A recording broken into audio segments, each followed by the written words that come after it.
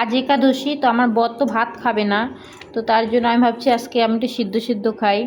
আর মেয়ে বলছে আজকে করলা সিদ্ধ না কেউ খাবে, জানি না ওর আজকে কি হয়েছে, অনেকদিন পর বললো করলা সিদ্ধ। তো এই যে করলা সিদ্ধ করার পর এটা ফেলে দেবো। আর একটু কুমড়ো কেটে নিয়েছি আর আলু সিদ্ধ করে নিয়েছি। আর বর তো খাবে না, এগুলো আমরা খাবো।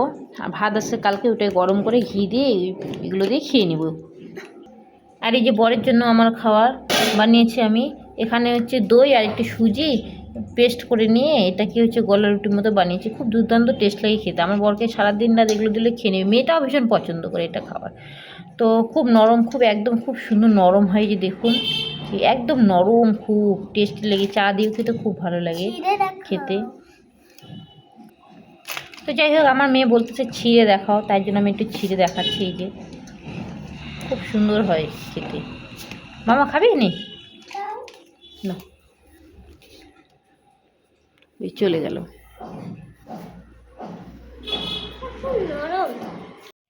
ভাত নিয়েছি, আলু সিদ্ধ নিয়েছি, আর এই যে 2 পিস করলা সিদ্ধ, আর এখানে কুমড়ো সিদ্ধ। এখন প্রায় বাজে 2টো, তো মেয়ে আর আমি খেয়ে নেব। তো এক থালার মধ্যেই খেয়ে নেবো। মামা একটু ঘি দাও তো। এবার হচ্ছে একটু ঘি দেবো আর একটু আচার। আচার ছাড়া মনে হয় খেতে পারবো না, সিদ্ধ সিদ্ধ তো খুব কষ্ট লাগে গো খেতে। একবার খেয়েছিলাম তো এইভাবে। তো ঘি এই আস্তে, পুরো পড়ে যাবে কিন্তু। পড়বে তো, যাই সে নিয়ে আসো, চামচ দিয়ে উঠায় দাও যাও। এই যে ঘি নিয়ে নিচ্ছি, দাও দাও বের করো। ভাতটা একটু গরম গরম আছে তো। এই যে লঙ্কা নিয়ে নিলাম, আচারটা যদি লাগে তবেই নিব। আর এই যে লবণ।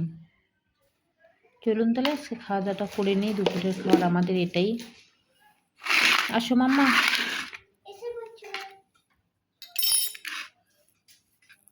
ভাতটা হালকা গরম আছে, বেশি গরম নেই, অনেকক্ষণে বানিয়ে রেখে দিয়েছি তো রান্না করে।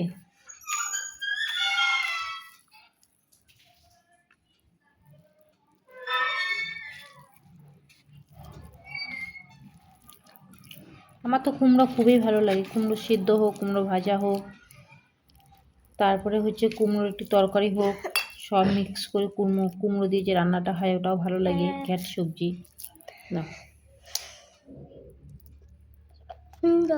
সুন্দর। এখনো তো করলা দিইনি, আর করলাটা খাবো, করলা বীজটা ছাড়াই নেবো আর কি, বীজ তো খাওয়া যাবে না, সেটা আমি খাই। নাইস। কুমড়া দিয়ে ভাত খেতে না যেমন টেস্টি না, ভালো লাগে তো কুমড়া।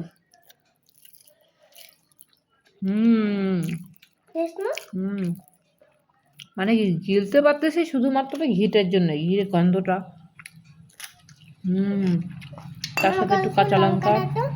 বাবা লঙ্কা খাবি? দাঁড়া দিচ্ছি।